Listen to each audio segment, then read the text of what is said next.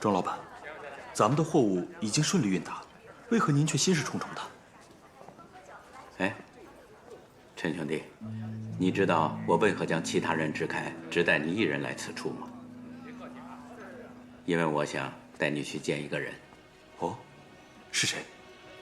此人乃大钟仔身边的红人，说话很有分量，日后你难免要与他打交道。庄老板，我们不是帮官府做事吗？为何要和大冢仔的人打交道？很快你就明白了。陈兄弟，我是看在你曾救我一命的份上，才如此信任你，也想重用你。咱们以后有钱一起挣。多谢钟老板抬举。走吧，请。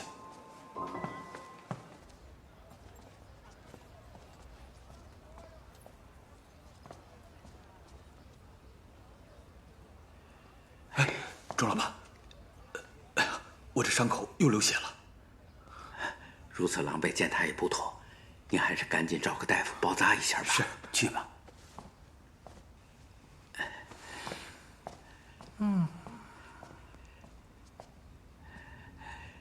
赵先生，买卖已经办妥了，钱很快便能送到您府上。钟老板，我有那么可怕吗？我又不会吃了你。不是，小的身体不好。你知道的，我也是奉命行事。只有如此，才能保证你们对大冢仔的忠心啊！是。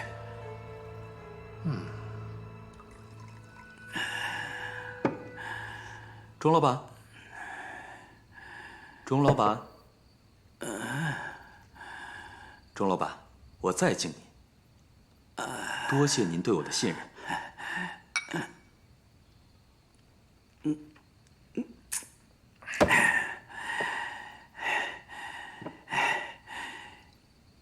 你说，咱们这样的出生入死容易吗？赚的都是血汗钱。他宇文护倒好，逼着我们替他卖命，自己却坐享其成，贪得无厌。是啊，钟老板，这为何要给宇文护送钱？我们到底在做什么买卖？你还是不知道江湖险恶呀。他宇文护上下勾结，中饱私囊，逼我们给他铸劣钱。那真金白银是大把大把的进了他的口袋啊。钟老板，这可是要杀头的罪呀！你怎么敢帮他做？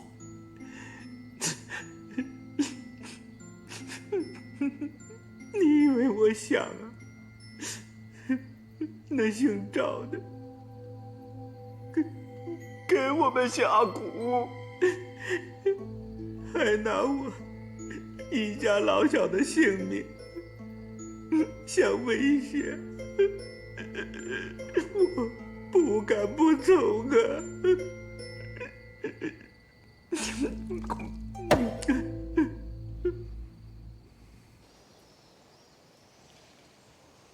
徐大哥，这是独孤公子的飞鸽传书。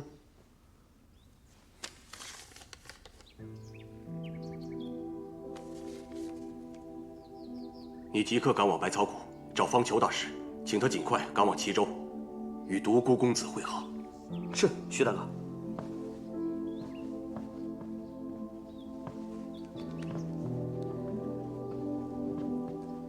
徐大哥，徐大哥，找我们来有何事？快请坐。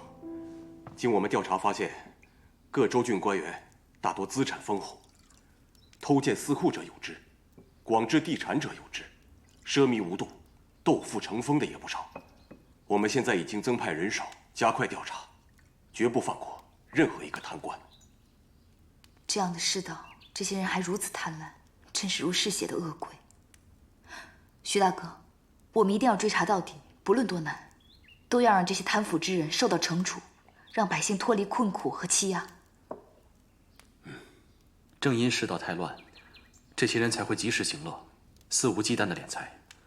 人的欲望是无穷的，没有制约又谈何底线？或许是我大周律法太过松弛，才让这些人有机可乘。而且这些官员看似各为其主，但多为宇文护的党羽。若能趁此机会严惩贪官，不仅能打击宇文护一党，更能震慑四方，警戒所有官员。还有，正如伽罗上次所言，官员借大兴土木之时敛财已成常态。我会向天王一一禀报的。看来这次势必会掀起一场大风浪。如此，我跟伽罗便先回去复命了。你在门外等我片刻，我有话跟徐大哥说。好。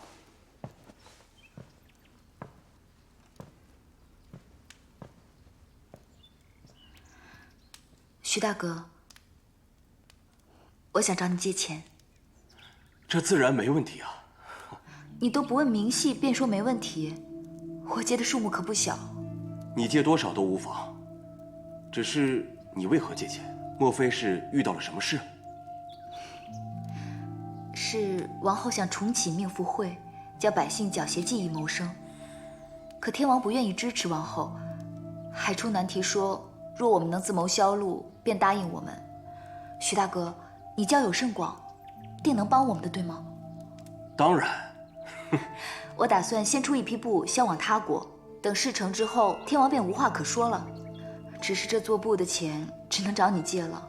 不过你放心，我们的布品精美绝伦，到时候定会供不应求，必能及时还钱给你。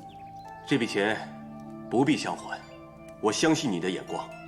咱们要么不做，要做咱就做大的，先把染坊开起来。啊，直接开染坊？徐大哥，你做买卖都如此托大吗？我信人，人比钱重要。更何况你不是说要造福大周百姓吗？我徐某人当义不容辞。真是太好了，那伽罗就多谢徐大哥了。我先走了，告辞。应该快了，来过来了。对呀，应该快了。杨夫人来了。杨夫人来了。杨夫人来了。杨夫人，你给我们讲几句吧。是啊，爸爸，讲几句吧。诸位，今日我们开这个染坊，是想让大家多一条谋生之路，在这里多劳多得，做得好便有奖赏。而且我们的布料将售给他国贵族，所以希望诸位尽心尽力，做出最精湛的工艺。大家可有信心？有。那开工吧。好，开工，走，开工了。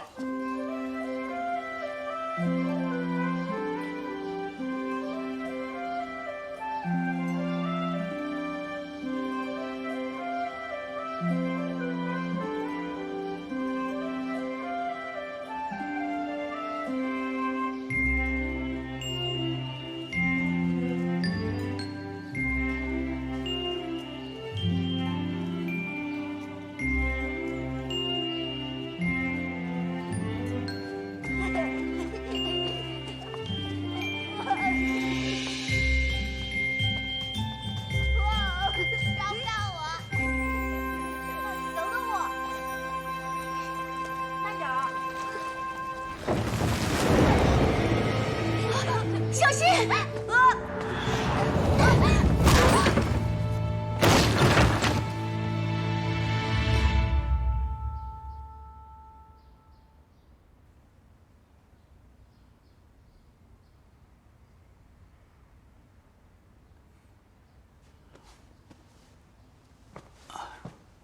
王后伤势如何？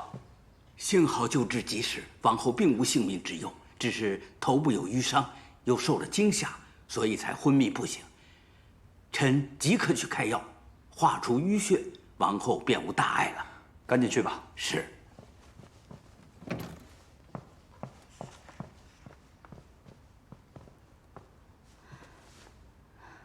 天王，都是伽罗之过，是伽罗将王后带出宫，却没有照顾好她。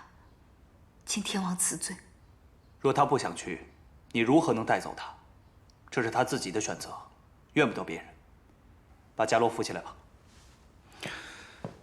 起来吧。谢天王。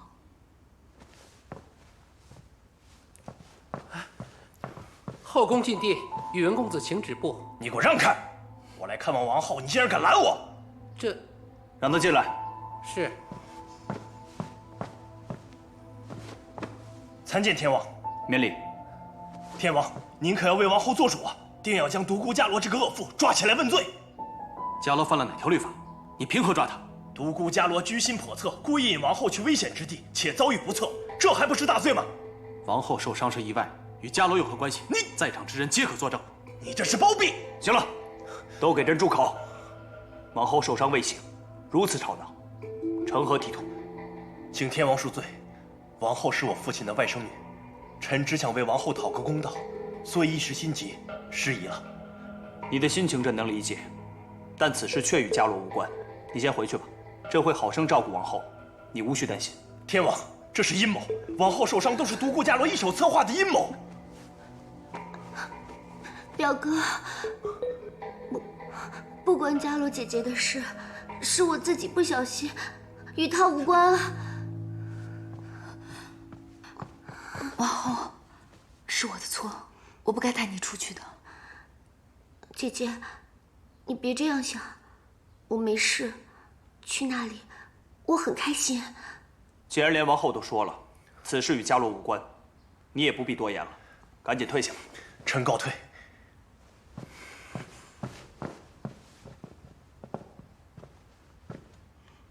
既然受了伤，就安心静养，私自出宫之事可既往不咎，但下不为例。天王，臣妾无碍，求您继续允许我教百姓缴械，我保证不会再发生今日之事，再也不会让天王担心了。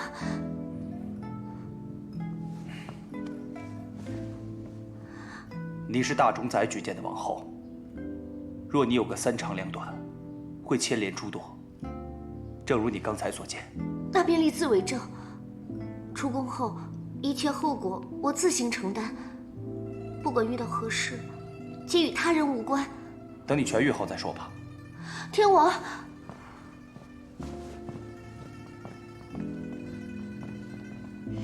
姐姐，天王，他心里根本就不关心我的安危，他只怕义父会问罪于他。并非如此，天王外冷内热，京城所至，今时未开，你要有信心。公子，气死了！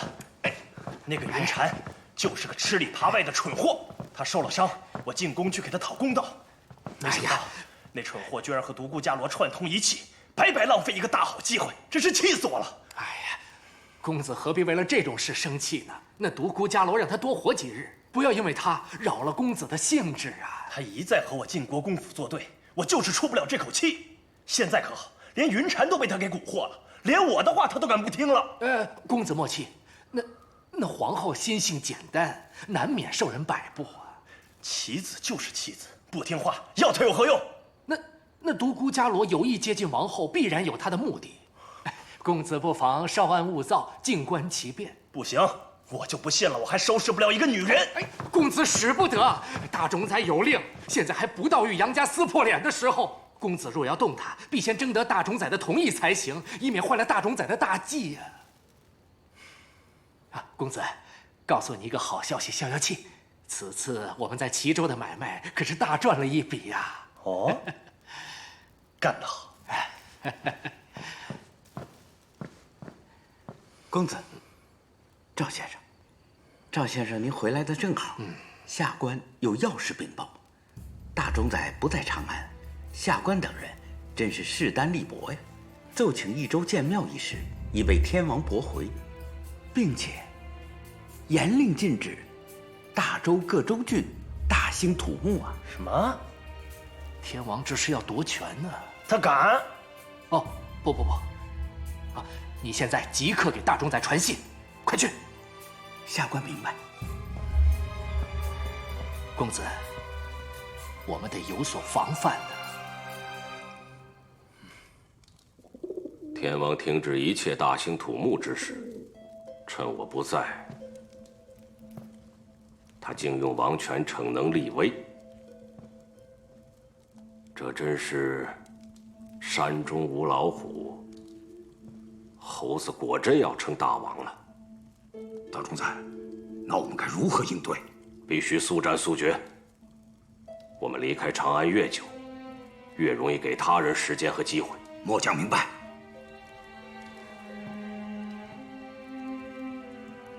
告诉他们，丁金宇文玉一有异常，立即来报。是。与你安插在徐知信身边的细作联络，让他尽快打探出齐军的作战部署，越快越好。是。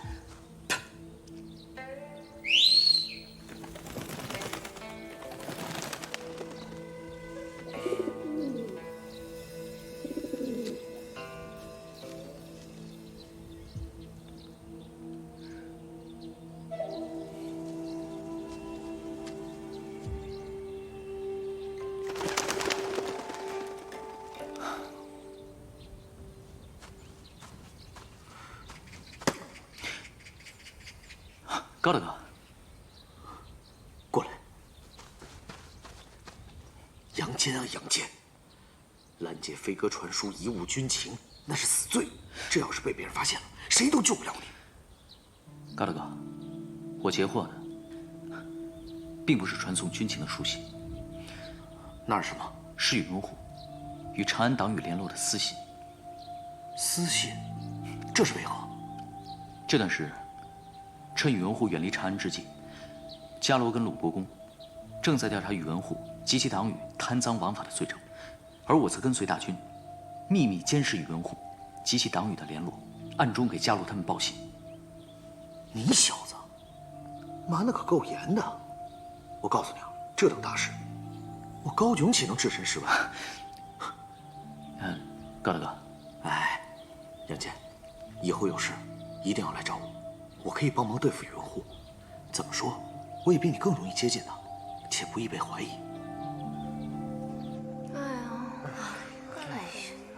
真是，坐坐。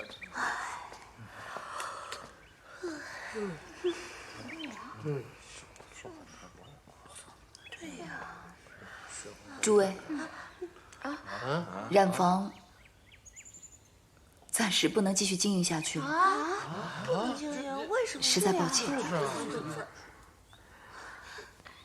姐姐，这件事情怨不得你。王后在这里受伤，染坊要关闭也是没办法的事。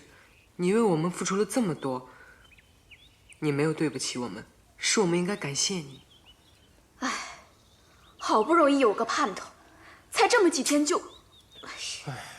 是我没有考虑周全，才会发生这样的事。姐姐，这并非你的错。你跟王后教会了我们这些，让我们有了一技之长。即使你跟王后都不在这里，我们也会坚持下去。为了你们，更为了我们自己。杨夫人和王后为我们付出了这么多，若是我们就这样半途而废，岂不是枉费了他们的一片苦心？我们有手有脚，只要我们坚持下去，我们可以做得更好，对吗？对，是不是？我们行，我们可以的。对，是，我们可以的，我们可以。是啊，杨夫人，是啊，我们拆了做吧。杨夫人，请你不要关闭染坊，让我们坚持下去。是啊，杨夫人，对呀，杨夫人，杨夫人，别光推人好了，相信我们一定会好的，杨夫人。做好的。哎，下雨了！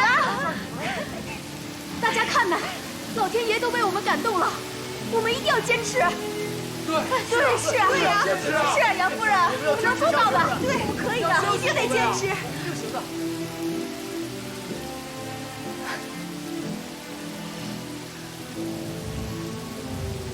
大家都是凡尘俗世中的女人，但只要有志气，有骨气，女人同样可以靠自己活得体面有尊严，无需向任何权势低头。我们越是惧怕，反倒被打压得越惨。我们什么都不怕，就无人敢仗势欺人。对，染房不能关，一定要继续下去。你们做得到吗？能做到，对，有信心吗？有。杨夫人，相信我们，我们能做到的。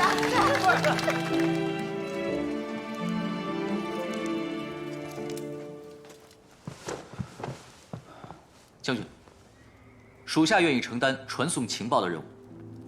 好。还有，齐军驻扎在落雁山之下，他们凭借地形之力，固守不出。想要探得齐军的军情和整个落雁山的全貌，属下认为，登上此地的最高峰鬼崖乃是最快最好的选择。鬼崖？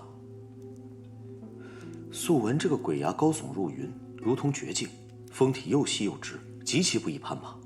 而且这周边还有齐军驻扎，要想越过齐军的营盘爬上去，实属不易，实在太危险了。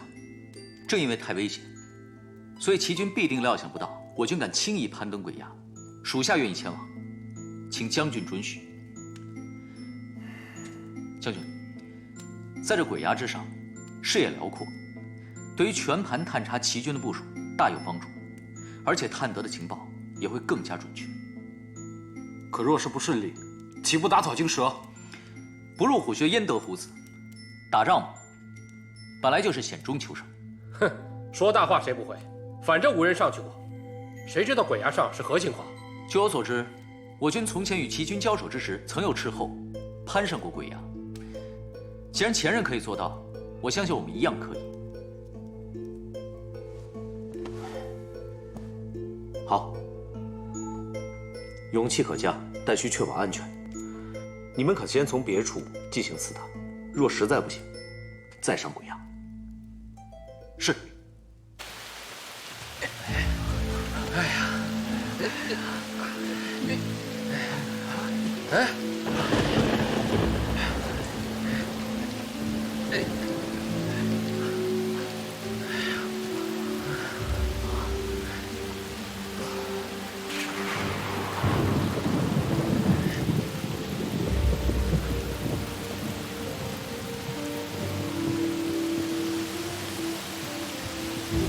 兄弟们，从这儿上去吧。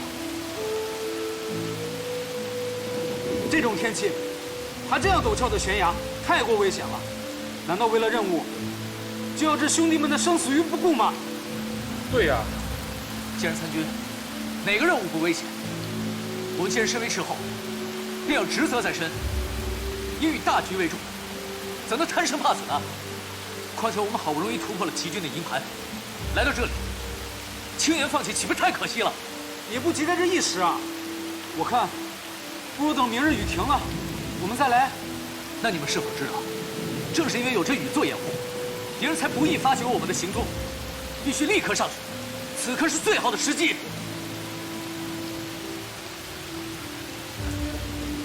你们若不愿上，好，我一个人上，你们留在此处等我。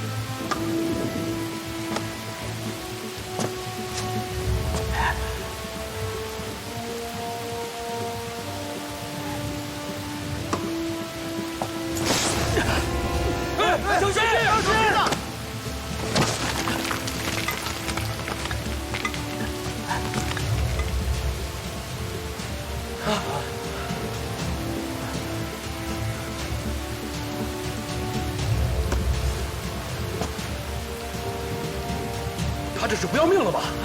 啊！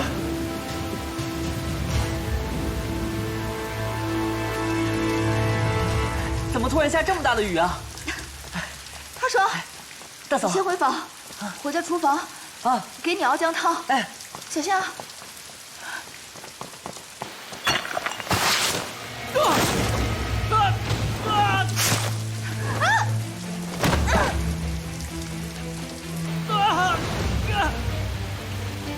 大郎，你一定要平安归来，我会在家等着你。老天爷，一定要保佑伽罗和孩子平安，也要保佑我能平安的回去与他们相见。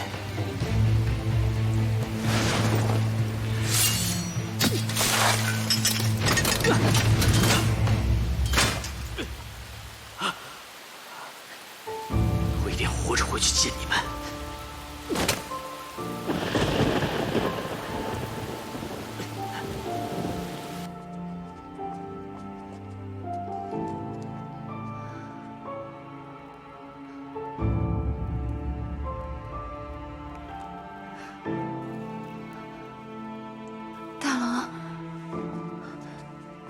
大嫂，贾洛，你没事吧？大嫂，你可吓死阿爽了，你没事吧？阿爽，我没事。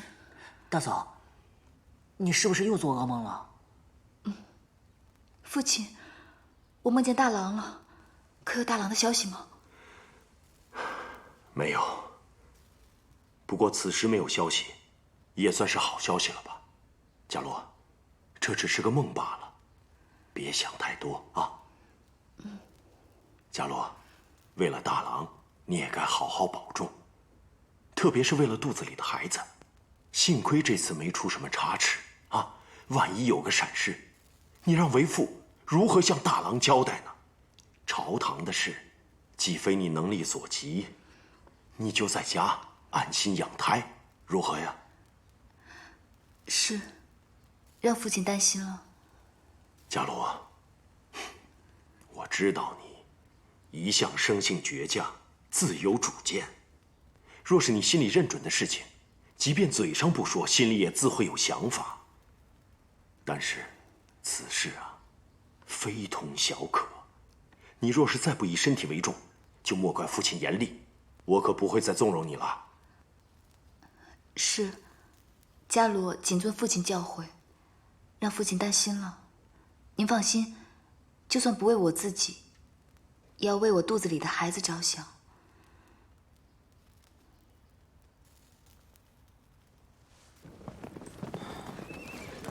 高将军，我们回来了。落雁山情况如何？这落雁山虽看似险恶，但是其中一侧坡度渐缓，至山脚处已绵延成平原，平原上大小山丘错落有致，形成一道天然的屏障。齐军以此为掩护，驻扎其中。这是我攀上鬼崖后描绘的齐军驻扎的地形图，将军请看。这果然是齐军惯用的布防手法。可是他们早已占了先机，此处易守难攻，一举拿下并非易事。通过齐军此处的造数，还有营帐数来推算的话，大军人数至少有5万，与我军实力相当。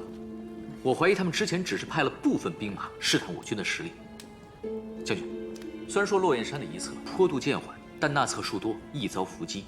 不过我发现，在山脚下有一处小径，若走此径，危险将大幅降低，只是会耗时更久。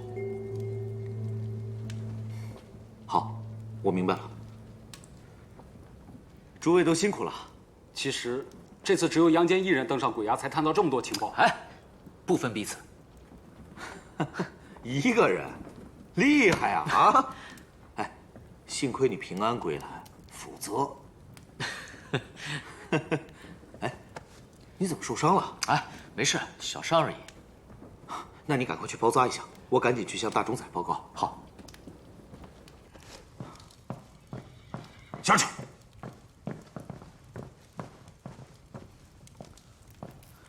大冢宰，我们的细佐来消息了，还有长安的来信。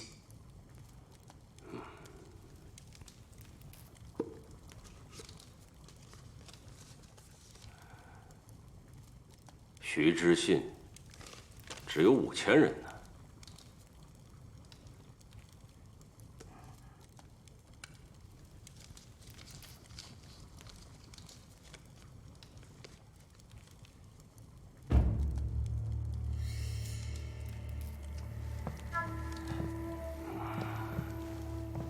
大冢宰，出什么事了吗？长安要变天啊！近日，天王常密见6官府各官员。如今，天王的声威是日渐高涨啊！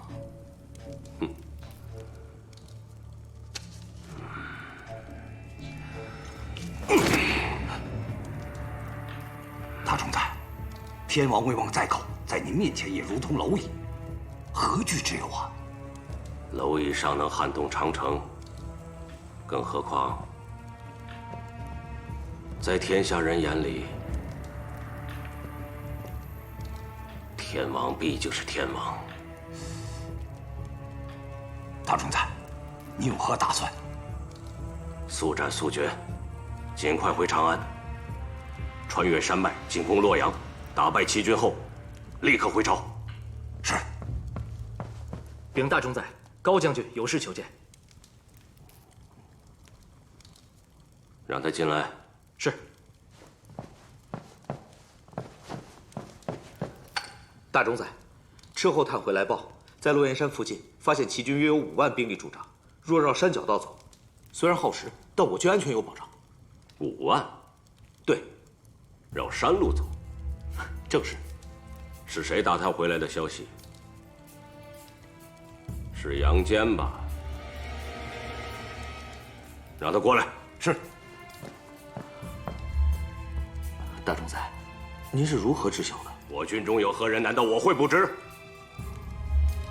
况且，他是隋国公的儿子。哎，无需太麻烦，不知情的误以为我折了手呢。李将军，将军，杨坚，大冢宰找你，随我来。肯定是你爬鬼崖探消息有功，大冢宰这是要赏你啊！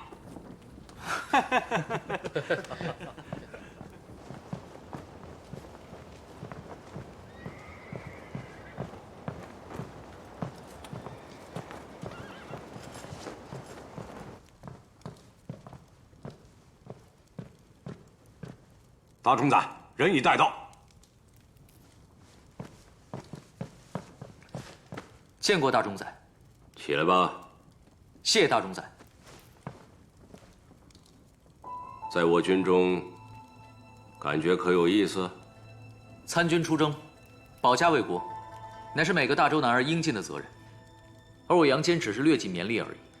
恕杨坚愚钝，若有不妥之处，还请大冢宰赐教。倒是会惺惺作态。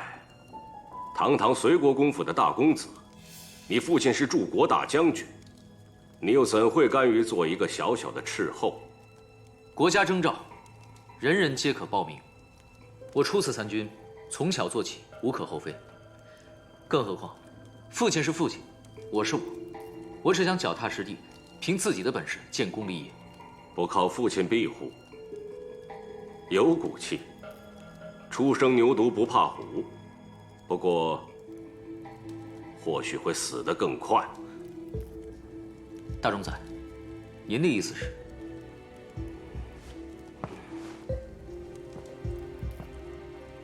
齐军明明只有5000，你却探出5万，直穿山脉，明明可以直捣黄龙，你却说绕道而行安全，延误战机。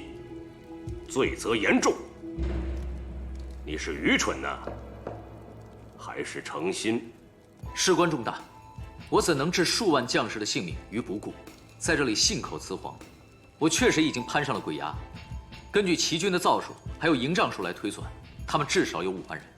推算？就凭你？我的消息来源比你可靠。若依你，大军在此耗上3、5个月，也难回长安。到那个时候，长安恐怕已发生了翻天覆地的变化吧。杨坚，我看你真是居心叵测。大战在即，不管大冢宰之前对我有何成见，请以大局为重。属下刚才所说句句属实。众斥候陪我一起查探，他们可以为我作证。我是主帅，就凭你也敢教训我？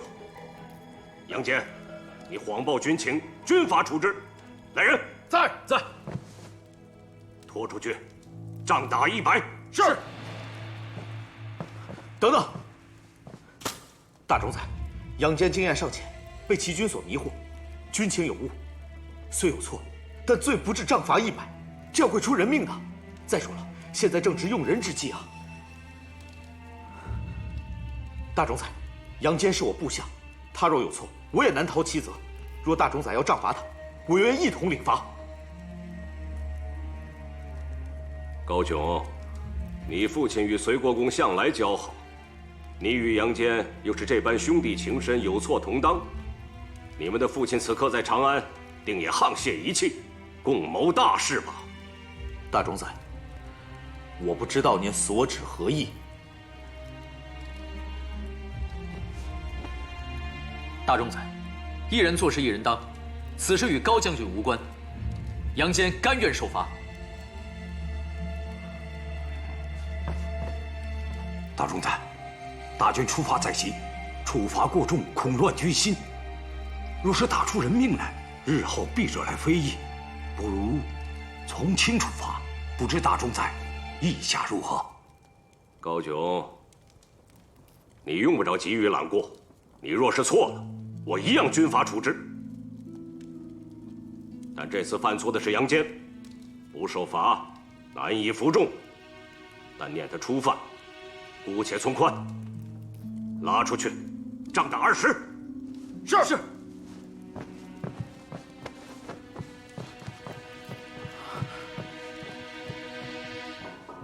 高炯，你也退下吧。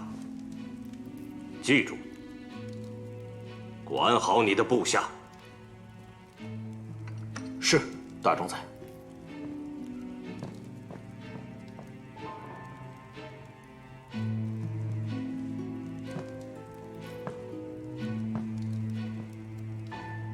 徐知信虚张声势，看来是忌惮我们。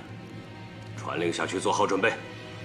大军直穿山脉，乘其不备，出奇制胜。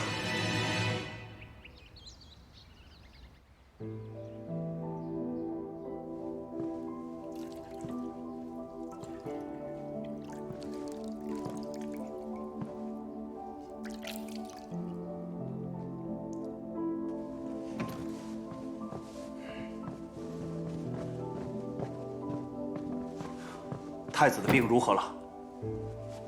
回天王，太子所得之病极为罕见，短期内虽不致命，但长久下去会慢慢损耗身体。臣也仅在医书中见过类似病症。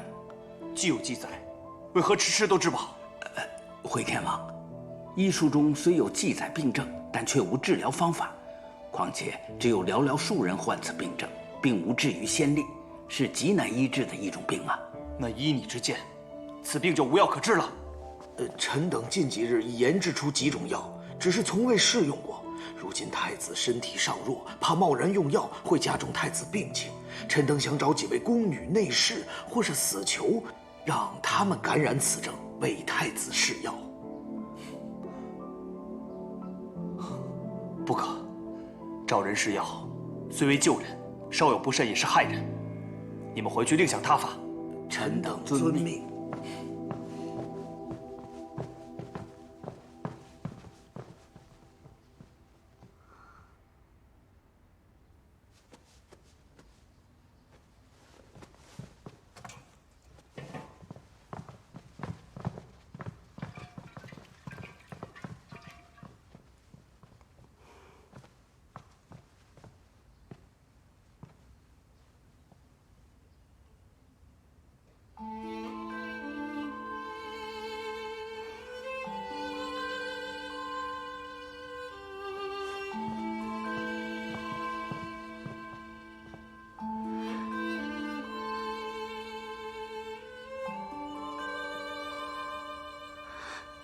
王后。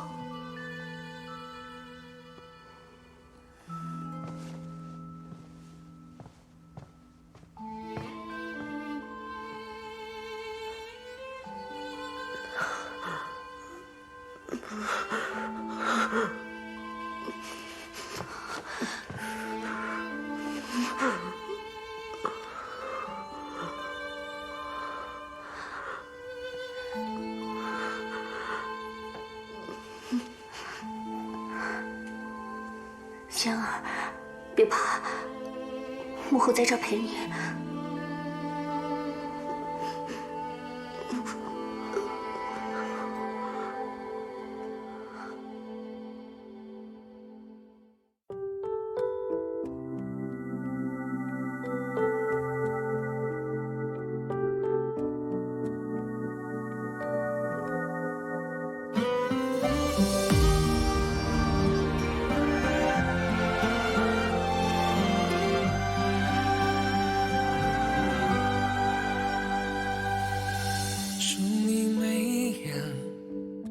冰风雪，问大雨滂沱的昨天，